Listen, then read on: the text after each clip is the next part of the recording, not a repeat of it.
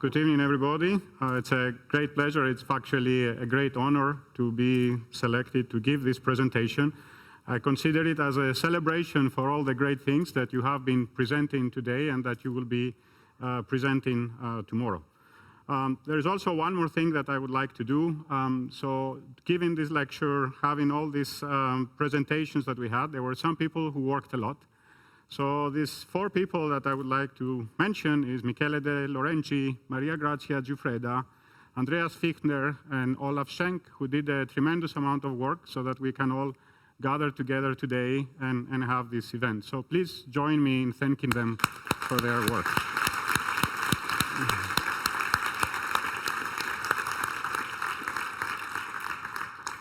So the title of this presentation, The Arrow of Computational Science. So I think I need to do some explaining about the title of the talk first. So first of all, there are some more people that I would like to thank before we go too far. These are people actually starting from far away to getting closer who contributed to this talk, and you will see some of their work as I go along in this presentation.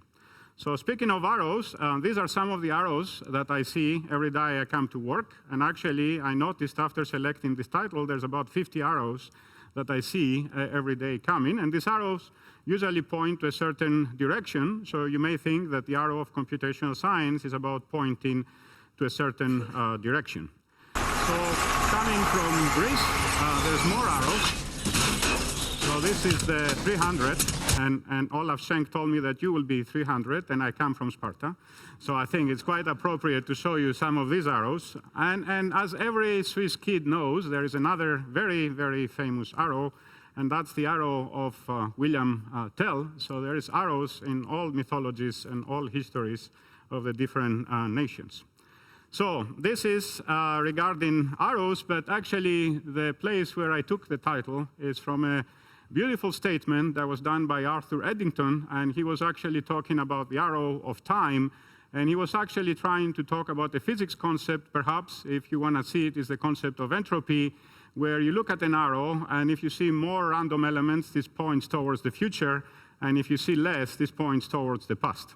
And I find the beautiful relationships between this arrow and every frame that you will see in the following simulations, because every time you will see a frame of a simulation, it contains actually the future, and the future is going to play later. So it's actually as building a memory of the past. So I thought the arrow of computational science is relevant to Arthur's Eddington arrow of time. Now, the more difficult part is about computational science. So what is computational science? So I think this is an appropriate picture to describe the situation that we have in computational science. So in a sense, it depends on who you ask, and it depends on what side of science this person is looking at. And you have to imagine that these people are blind, and they don't talk to each other. So sometimes computational science may seem like that. And actually, I would like to argue that computational science is exactly the opposite. It's actually now people coming together, having open eyes, talking to each other, the language of computation, and I think we have a chance to describe fully and completely elephants. So, computing. So computing is considered today the third pillar of scientific inquiry. And of course, from centuries, we have been having to our disposal observations, and we have been using observations and simple experimentations. And of course, all Greeks are famous for theory. So these have been standard elements of our inquiry into science, into understanding our world. So the new thing, and I would like to argue it's a new thing that offers complementary traits to what observations and theory present, is computing. So computing relies, of course, in computers, and computers is one of the most disruptive technologies of our century and perhaps of the history of mankind. And I just chose one particular instant where mankind was actually defeated by a computer. This is the time that Garry Kasparov was beaten by the Deep Blue, and you can see the faces of the people, and you can see the face of Kasparov. Perhaps this was the time that ushered computers and computer science to the mainstream.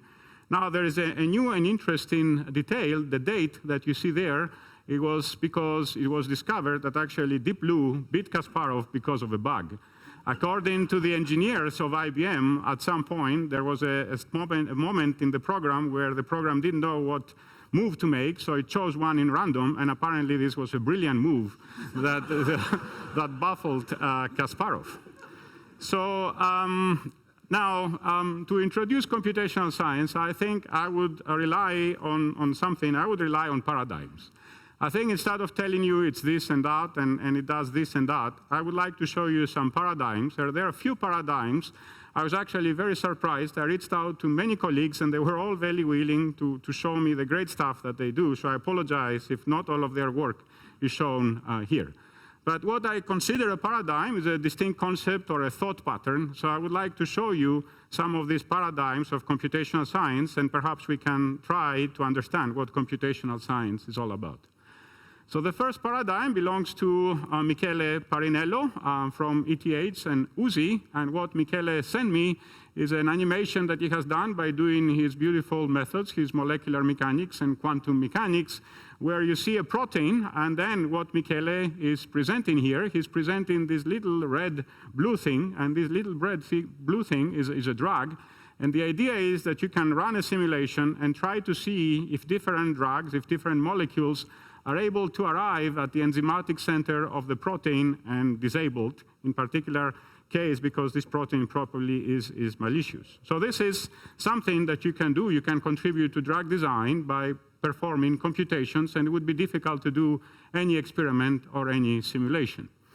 This is another simulation by George Karniadakis from Brown University.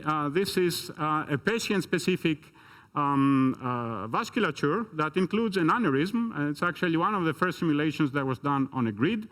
And what George has done and his co-workers, they performed the simulation of the blood flow, and then they switched from doing macro-scale simulations of the blood flow to looking at the behavior of the platelets at the end of the aneurysm. Then these platelets, eventually they become triggered, they start to become chemically active, they start to adhere to each other, and that's perhaps one of the onset of thrombosis that is associated with aneurysms.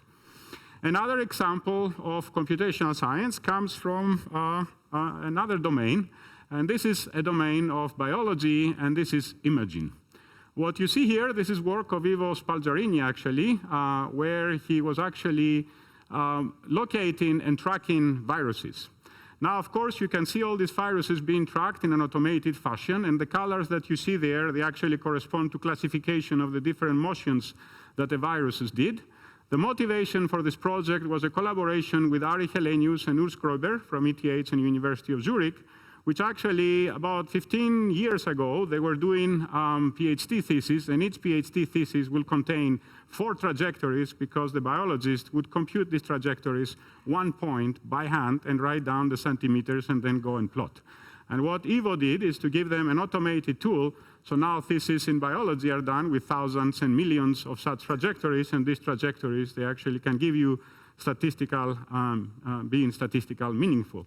Another thing we do, we can look actually at other things. There is things like wound healing assays, and we can actually perform computing so that we can track individual cells. And these wound healing assays is actually the bread and butter of biologists who are interested to see how cells are moving. So we develop software with them, and we develop software not only that it tries to be correct and to actually track all these different wound healing assays, but what's important for biology is that the software has user interfaces and it's usable so that they can actually do and probe it and do all sorts of studies that they can do in biology. Staying in biology, there is another project that I find quite fascinating. This is a project by Michael Sachs from UT Austin, and Michael Sachs is looking into mitral valves. And what people realize in mitral valves is that when you do an operation, it's very important to know the detailed stress distribution in these mitral valves.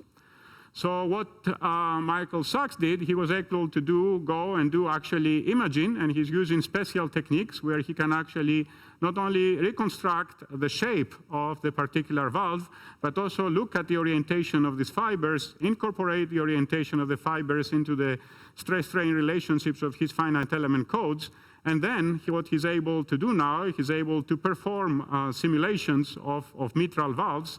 And these mitral valves, actually, you can go now to the computer, and if you're a surgeon, you can perturb and you can operate, and then the program will tell you what's going to happen to the strains or what's going to happen to the stresses that will be experienced by this mitral valve after you do an operation. Now, again, the next example is again in biology, but in a different scale. And it's about computing behavior, and that's something that experiments cannot do again. So the behavior that we're going to be computing is this behavior here. It's about hunting behavior, and what you see is a fish there, and the hero is the little fish that you try to catch, he tries to catch. And there is a close-up of this fish, so you can see what's really happening. So he's trying to suck him in, and then this guy is bending his body, and he's able to escape. So this pattern of escape is something that biologists know quite well. It's called the C-start, and then that's whenever a little animal is disturbed, it bends its body into a C, is using its tail to move some vortices, and then it escapes. So the question we asked is, we don't want to just take the images and repeat what nature does. We wanted to ask, is this optimal? Is nature optimal? We always say nature does wonderful things, but let's examine if nature does wonderful things. So what we did is we took a zebra fish and we created an anatomically correct zebra fish. Well, not 100%, but nevertheless, we gave it the shape of a zebra fish, and then we gave it degrees of freedom and parameters that an algorithm would optimize, and these parameters had to be selected so that over a certain small amount of time, the fish would have to go to the biggest distance. So again, computing, we actually chose an algorithm that comes from biology, and it's the algorithm of evolution.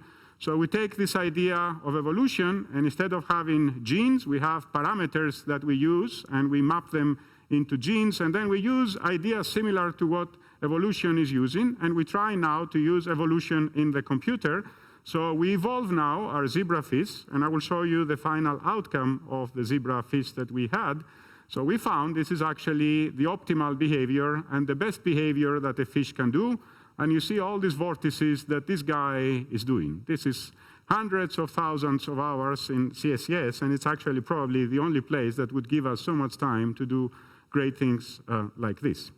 So the difference with experiments is that you actually can go and you see that when you look at the center line of the fish here, what you get from experiments, and you look into 3D simulations, you see that the stroke that you get out of the optimization is very similar to what you observe in nature, but the extra thing is that you understand. So simulations let you understand, and what the simulations tell us basically here is that what this guy does is he is very feeble. He doesn't have a very strong tail, so he's bending his body and he's trapping the fluid, and then he's pushing the fluid away, and with a very elegant motion of his tail, he's creating vorticity that takes the fluid away. And we can do this because we have the data, and we can play back the data and see where the flow came from, or when we look back at the vorticity of the flow.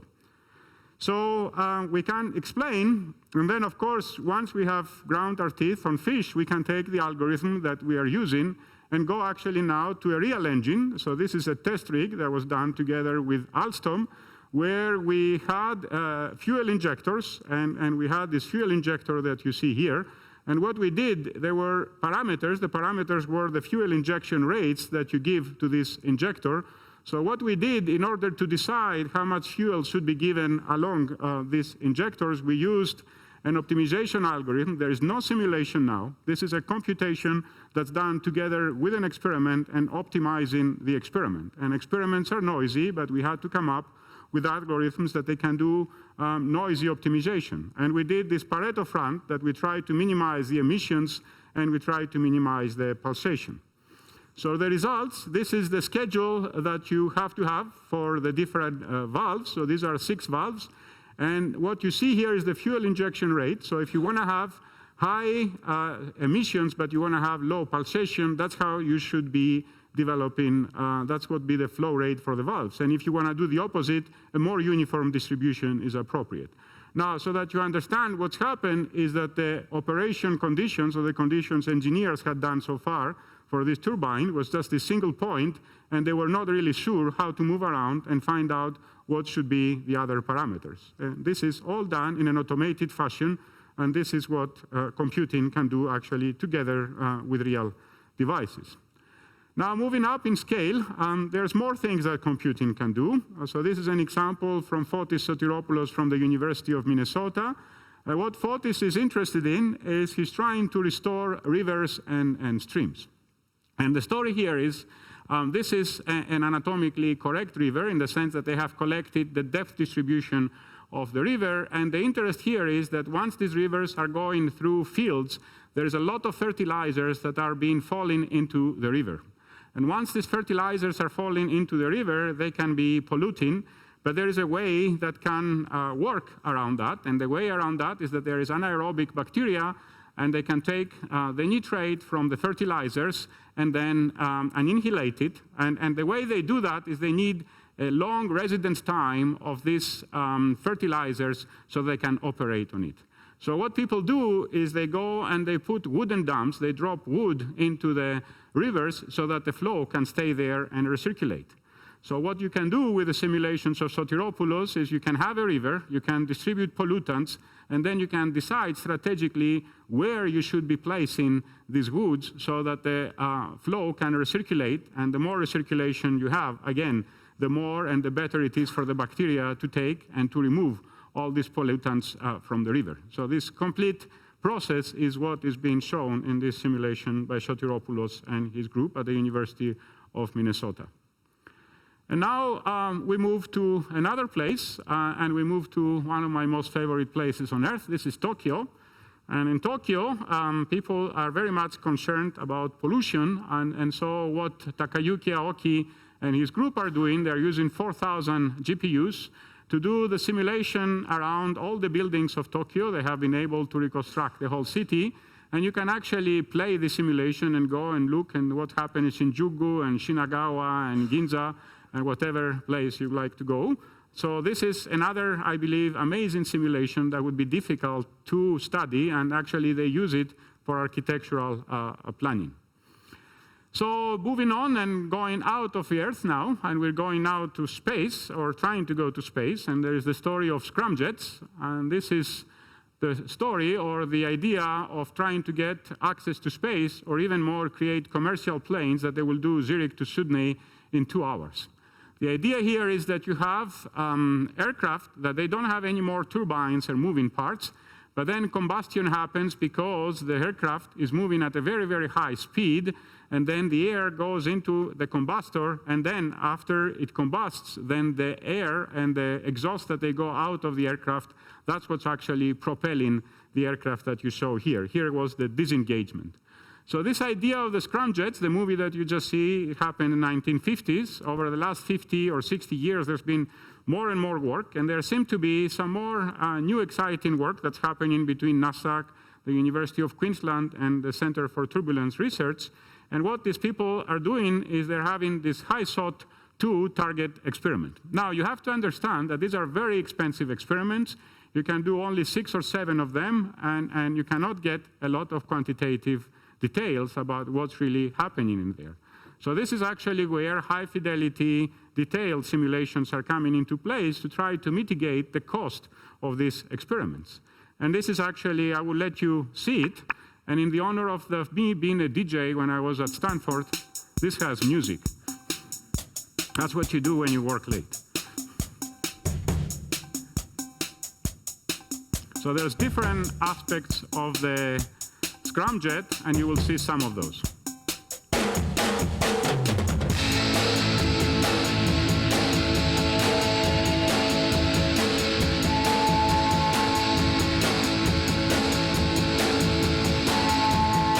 This allows you to have access to the interaction of the supersonic sock with the boundary layer, and to try to decide what should you do about your surfaces. You try to understand and to control.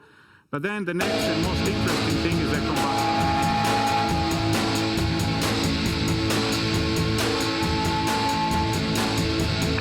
And what you you see here in the combustor, you see this area of dark, which is this low temperature. You observe these lifting flames, and you can do all these things that, like Slieren, that people would do in an experiment. And then you're able, of course, to control, to understand, and to have full quantitative information through detailed simulation.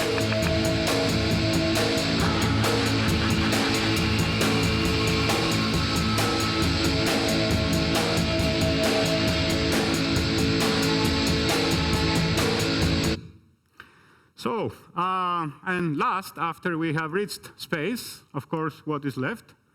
As you may understand, what is left is the universe. So what is going to be next is a simulation of the universe. Every little dot that you will see corresponds to thousands of planets, if not galaxies. And this is a simulation, this is called the Millennium Simulation, that was done at Garching. And I will let you again enjoy this simulation as well.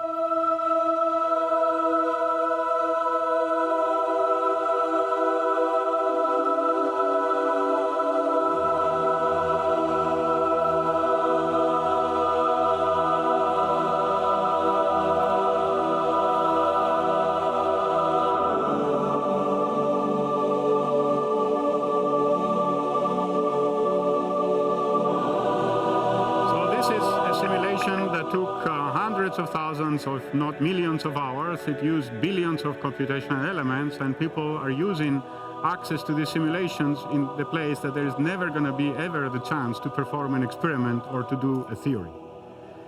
So what is it that computational scientists do? So let's move away from the paradigms. I hope you have seen some examples of achievements in computational science. So what is it that we do, and what are the questions that we try to address? So usually what we have is we have a certain science, and then out of the science, together with application-specific people, we do model development. There is development based on theory and data, more later on that. And then we go actually and we corrupt, in a sense, the principles that we got and the equations, and we put them into numerics.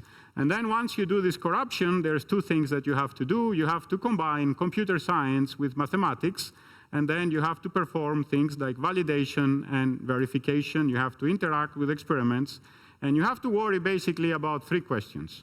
So the three questions that we are trying to address is, are we solving the equations right? And this is the story of verification. Are we solving relevant equations? This is the story of validation. And finally, very important, are we doing enough science for all the millions that we get and all these beautiful machines that we have? And once the answer to all these things is yes, then we are good. And then what we have is we have more trouble, because we have, on one hand, a tool for scientific discovery, but then we have also data and more data. But then we have to worry about issues like that as well. So what are the three challenges of a computational scientist? I'll try to present them from my perspective into three. The first one is the gap that I will discuss in a second. The second one is data. Today it's more fashionable to say big data. And finally, look towards the future of computational science. I'll be talking about systems. So the first one is the gap. So what is the gap? The gap is the gap between hardware and software. And the winner here is hardware, because computer scientists, they're doing some amazing work. And they're able to give us more and more capacity and better performance, better gigaflops, better petaflops. And on the other hand, if you look at the community from where I'm coming from fluid dynamics, we don't really harness all these capabilities that the computers are giving us. And in fact, if you look back at some of the codes that I just showed you, and if you look at codes that are developed by national centers in the US, they actually are able to get almost 10% of not less of the peak performance of the machines. So this big gap, this is something that we try to address in my lab. And of course, we are not a national lab, and that's actually only 2 or 3 people who were working on this particular gap. So I'm going to tell you the story of how we try to close the gap, in particular for the case of flow simulations. So closing this gap, given that all these people have not done it, actually people compared it with something that people say and call it a moonshot.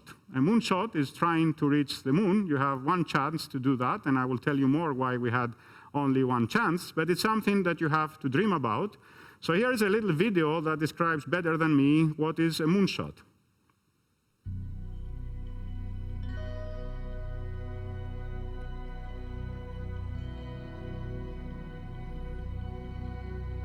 actual moonshot is wonderful, inspirational, poetic, beautiful, involved great technical challenges, genuine heroism.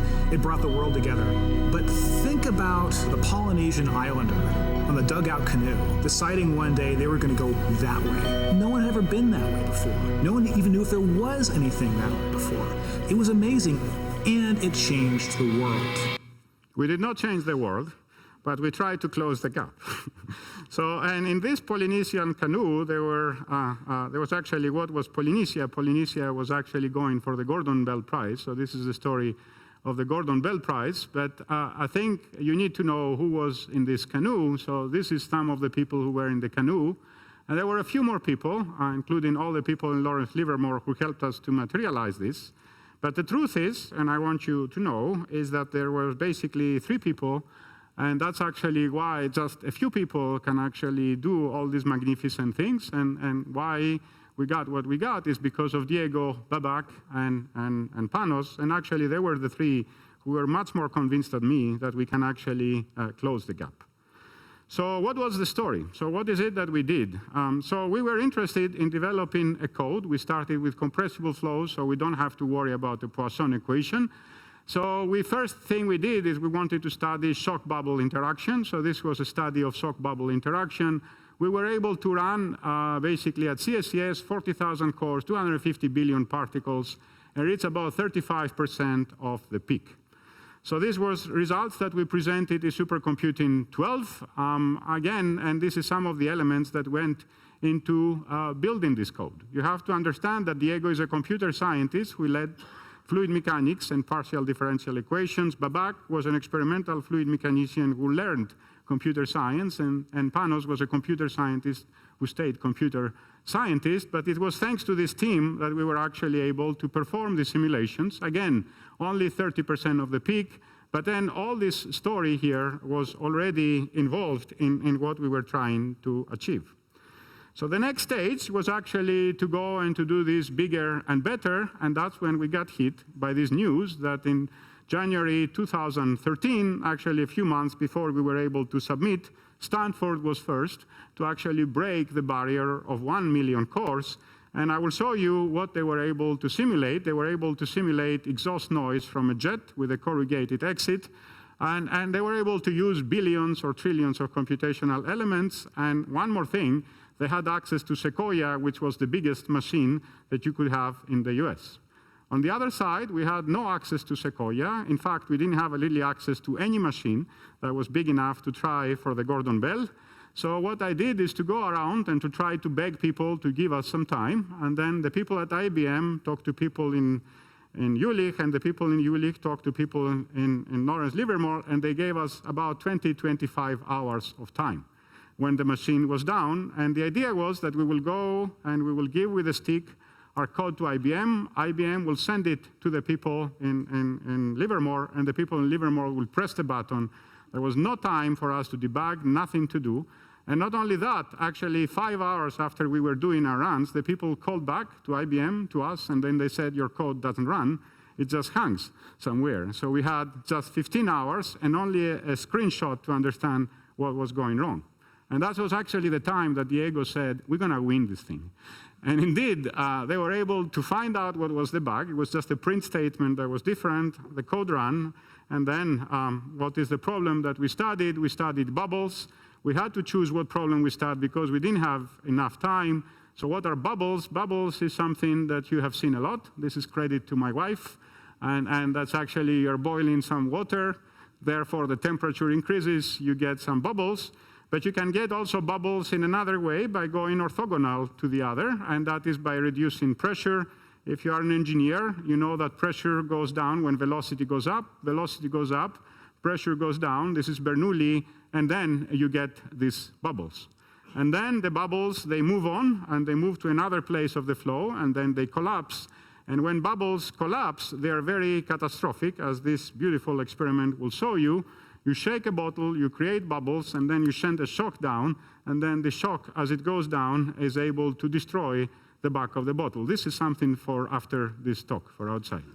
But if you can see this thing actually in slow motion, so you can be sure you do it right. Now, this cavitation story is very important, not only in parties, but also if you look at propellers, if you look at all sorts of turbomachinery. This is the Hoover Dam. This is cavitation in the Hoover Dam. And there was actually the outflow. And what you see here is a human. This is the size of the pipes. And this is damage due to cavitation. But cavitation also is something that people can use. And people use it in order to induce bubbles in the areas near tumors, and then by doing ultrasound, they induce cavitation, and then they're able to deliver drugs much further than they could deliver without inducing cavitation. Now, the story of cavitation is that being such a destructive thing, it's very difficult to perform experiments, except at looking at after-the-fact type of numbers, how many holes do I have, did this thing break type of thing. And on the other hand, the theory and the modeling, they basically have been limited to a large part to single bubbles, 2 dimensions, ordinary differential equations, nowhere near having many, many bubbles that you could do such simulations. So the state of the art was actually a guy that joined us in our effort. This is 120 bubbles under resolving a coarse graining. So we took the equations, and in fact, we didn't do anything fancy. We just took the classical equations that people use. This is an implementation of window schemes in compressible multi-component flows. We had large jumps in quantities that we have to observe because of the liquid and the vapor. And then we took this equation and we discretized them with the finite volume method. So the finite volume method is the bread and butter of people who do CFD. You can see it from places that they do climate modeling, to scramjets, to fish, to lava eruptions, to anything you want, is like fluid mechanics, computational fluid mechanics 101. So now, what is it that we did to this finite volume? And this is where a lot of computer science came from Diego and Panos. And the idea was that we will perform our design based on the roofline model. So the idea of the roofline model is that if you look at the flops that you get, you can distinguish them into 2 parts. This is bytes per second. This is your access to memory. And this is flops per byte.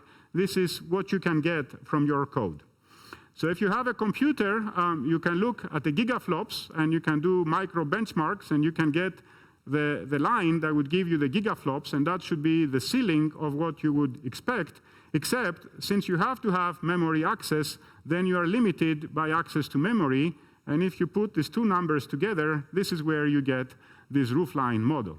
Now, depending on what is your operational intensity, if you are to the right, then you have the full access to the capabilities of the machine. If you are to the left, you don't. You are memory bound.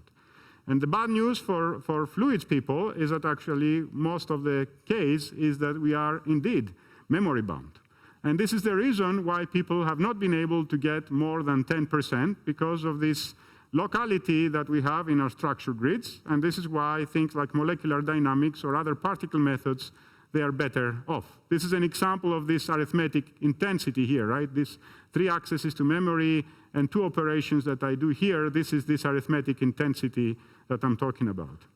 So what Diego, Panos, and others, and Babak, and Kostas, and Alessandro did is to work on all these things. And I will not tell you all these details of what they accomplished. But the long story short is by not changing the computational complexity of the algorithm, but using basically every trick of the book and exploiting all the things that you can do in writing code and taking care of the architecture of the computer, they were able to move this.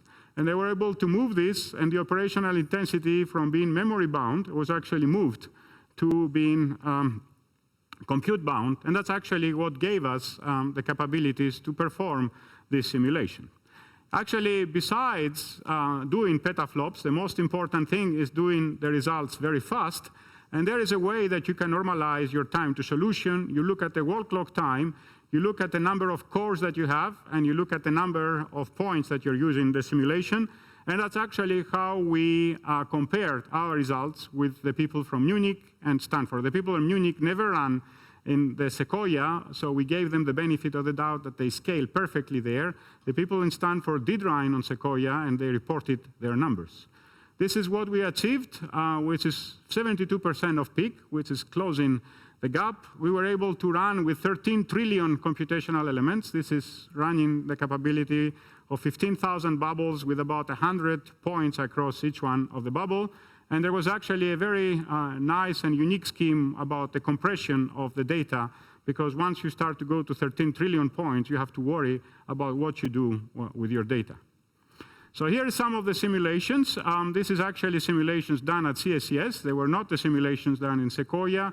So you see less points, and what you observe the bubbles. You observe that they don't remain axisymmetric. You observe actually this pressure peak, which is the yellow that is appearing in the center and actually gives you a 10 or 50 or 100-fold increase in the pressure. And here's another one, a more slow motion of this process. You can see that now you can go back and come up with new theories, because you realize that in this case of the cavitation collapse, the idea of axisymmetry may not be valid, at least on the outside of the cloud. They may be valid in the interior of the cloud. But again, what we need to do is to get access to more time and to be able to run the code to actually be able to study such phenomena. Now, so I think we have closed the gap. And I think we are not the only ones, because I think our colleagues from UT Austin, Bob Moser, and our colleagues from Stanford are actually making moves in that direction, and I will not be surprised that there will be even better ones in the following years. So the next challenge is data, and here's a few stories about data here. So data is something that we always had. We always had data because we always had observations about our world. And the other thing we always had is we always had first principles, and I used Isaac Newton because it was the first time that mechanics went away from the Greek philosophers and started putting rational ways of doing mechanics. So Newton was one of the first who put it. And I guess what we have now today is we have data, and there's, of course, a situation between the two. So I have a story to tell you how I perceive data and what is something that has stayed in my memory about what is data. So this is my daughter a few years back, and actually you can see she's not doing very well.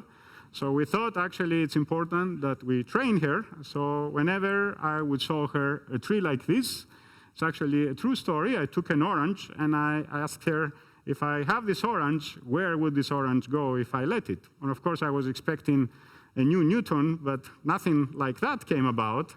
But she actually pointed me and she said, it's going to go down. And I said, why would the orange will go down? And then actually she pointed me to the floor and she says, because all the other oranges are down there. So this is, for me, the example of what is data. And of course, what we need to do today is to put the two things together and to try to come up with better answers. And there are people who do that.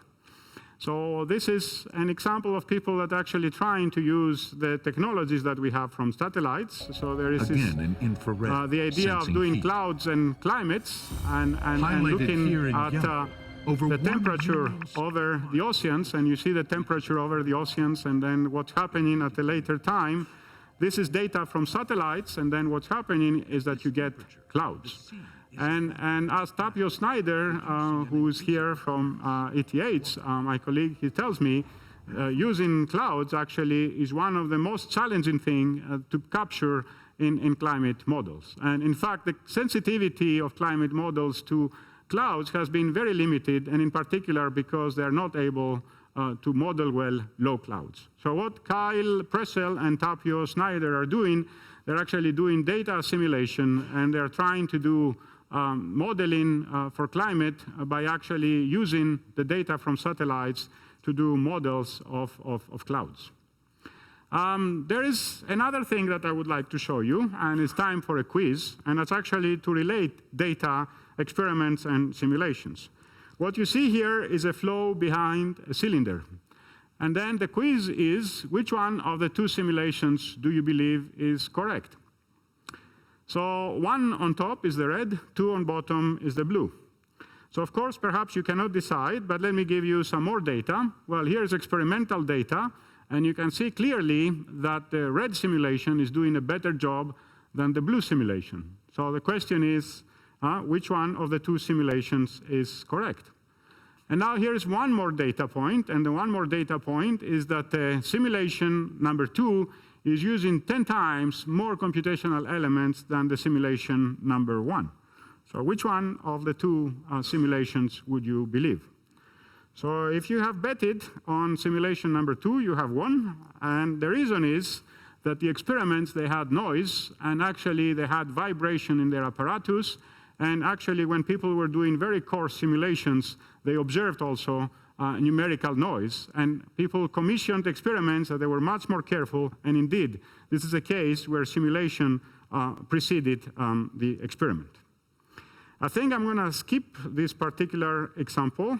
This is because I want to move on to show you something else. This is about nanotechnology and how, again, experiments there need to be cautiously calibrated with experiments. But I want to bring up the statement by Sir Arthur Eddington that, again, not only we should be putting error bars in our simulations, but we should also have the experimentalists provide us with theory with everything they observe. And this is actually the story of uncertainty quantification. And this is the story which actually shows you that when we do our simulations, we have errors. We have many, many errors. We have errors because the data that we get are having errors, and these are observational errors. We have errors when we try to do our validation, and indeed, we have discretization errors, we have modeling errors, and of course, you can expect that how do I put all these things together and try to extract knowledge and to do decisions. There was a talk today by Omar Gattas, I believe, on these items, and this is borrowed actually from their work. So the idea of scientific reasoning is to actually follow the Bayesian approach, where you don't consider theories to be deterministic only, but you consider them to be probabilities that are informed from evidence, that are informed from data. And what is the place where uncertainty quantification and decision-making come together? This is the initial place of a hurricane, and then you want to make a decision whether you evacuate someone or what do you say to the ships that are going through that. You have big uncertainties about as to what happens to this hurricane. You have measurement uncertainties. This is the story of uncertainties in measuring the speed of light, and you can see that in 1960s, we are finally reducing the error bars on that. And this is the story about having design. This is the design of the drag of a certain airfoil, and you can see you design the airfoil in this Mach number, but then the airfoil operates in other numbers, and then you get completely different behaviors. So we should start to put in error bars, and this is a simulation from our colleagues here at ETH, where they also did shock bubble interaction as we did, but then what they preserve or what they present on top of the mean that we presented you earlier, they present you variance of the density field, and this depends on the particular parameters that they had on their simulations.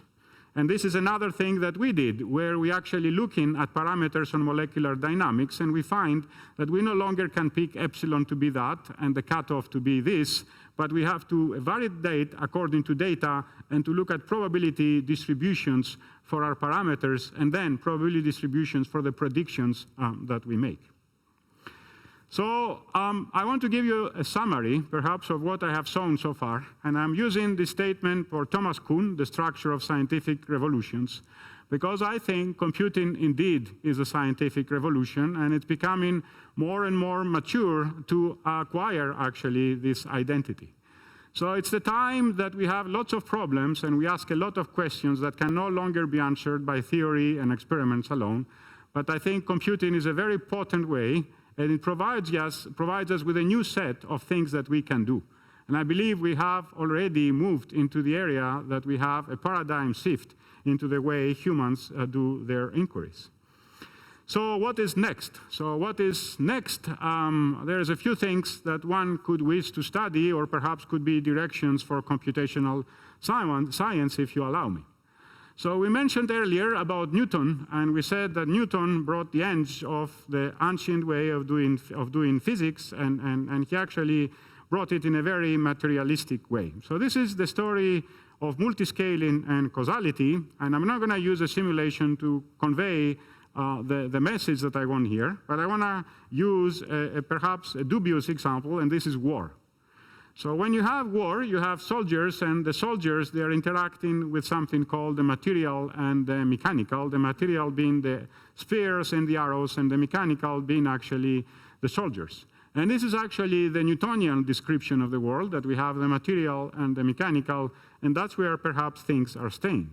Now, if you go back and look again at the soldiers, you see that these soldiers belong to a bigger battle, this is actually one of the last battles Swiss soldiers fought. And now we go back and we look at the Aristotelian way of looking at what happens in the world. So there, in addition to the material and the mechanical, you also have the formal, and the formal are the boundary conditions that you might have that are influencing what happens to the material and the mechanical. And on top of that, after you put together all these formal reasons, outside this, you have the final.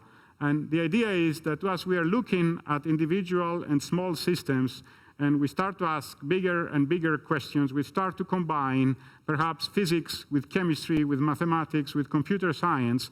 So how all these things are interfacing needs some kind of a structure. So this idea of causality and these 4 ways of describing causality by Aristotle is perhaps one way to look into the future of multiscaling.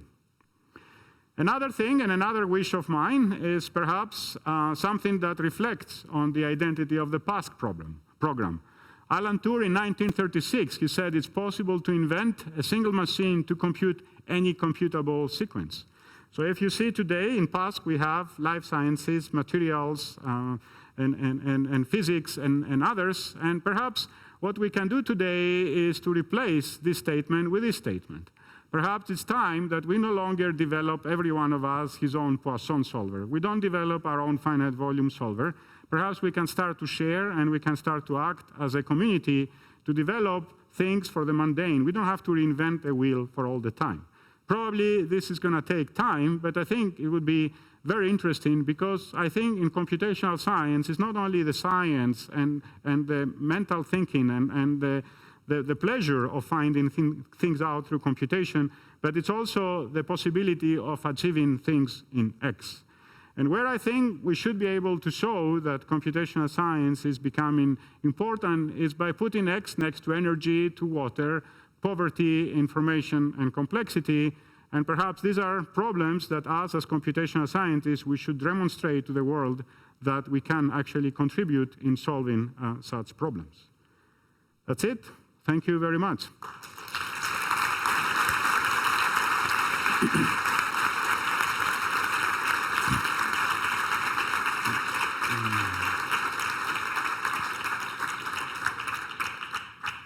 Well, thank you very much for this fascinating window into computational science.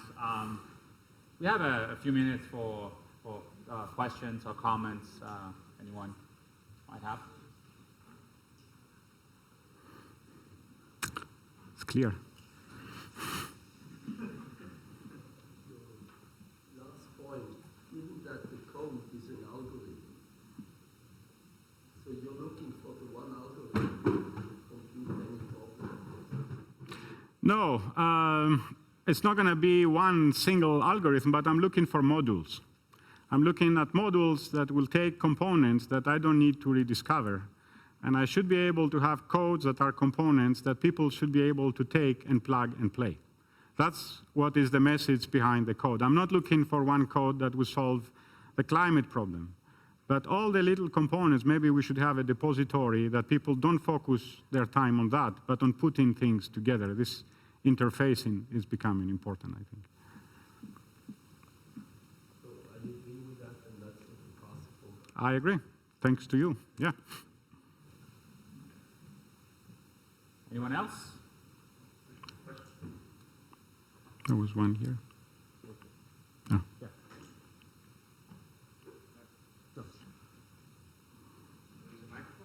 Yes, please.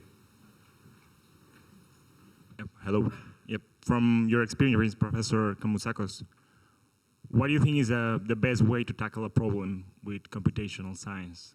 I'm not sure. What's the best way to tackle a problem of computational science? Because we see that we have to deal with hardware, we have to deal with mathematics, we have to deal with data. And from your experience, what do you think is the best way to tackle a problem? What is the best way to tackle a problem is the question, and that's a loaded answer, a loaded question. And I don't have a good answer. I cannot have a good answer to that. I think the best answer, actually, if you look for the best answer, usually it's problem specific.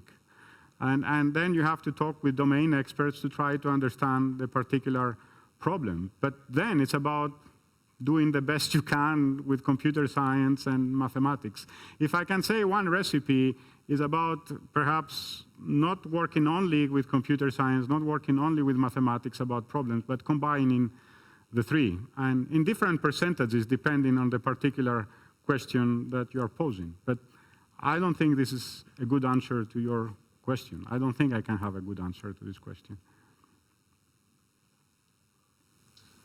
So the Greeks were also great philosophers, so I have a philosophical question. That's Do you think that, I mean, computational science can give you very useful answers, but do you think it can give you unexpected discoveries? Like Yes. experiments do? I think it can give you unexpected answers, and that's actually what determines it to be a scientific revolution. I think it's not possible to even expect what's happening inside the combustion chamber of a scramjet. It's not possible to expect the particular form of the cavities that I showed you. It's not possible to expect how a molecule will go to the enzymatic center of a protein and interact with it. So it's answers that you don't know their answer a priori. Is it a change of paradigm, or it sort of follows what we already put in as a paradigm? No, I think it's a change in the paradigm. So if you read this book of Thomas Kuhn, actually it answers these questions. So he's actually saying that normal science is nothing but a puzzle. And the idea of a puzzle is you have the pieces there, and eventually there is a way that you find that you put them together, and you have the picture that the puzzle represents. And that's actually normal science. And the new thing is when you have this paradigm shift, where there is no puzzle that you can have a priori. Nobody knows where you can put, for example, turbines, wind turbines, so you can harness the biggest wind. I can show you examples that we do in fish swimming, where I can show you aerodynamic shapes that are completely counterintuitive and unexpected, and I can tell you that these have much less drag than any beautiful aerodynamic shape that you could perhaps think that this is what normal science will do. So there is a lot of unexpected results that we get, and I think that's actually what makes computational science a revolution, in my opinion. I guess to follow up on this, what Nicola was asking is, can you have emergent behavior? Yes. Or not? And the answer is probably yes, because you can simulate nonlinear problems. But then comes the question, when do you decide if an emergent behavior you see corresponds to reality? If eventually you actually take this behavior and go back and you're able to validate this unexpected behavior by commissioning perhaps new experiments, new devices, new probes into this nature. So you are making materials, you can imagine that you probably do develop new materials in the computer, and you can go to the experimental guy and tell him, put this molecule together, and here's something that you could never imagine before. I think this is indeed very possible, and that's actually what computational science is performing.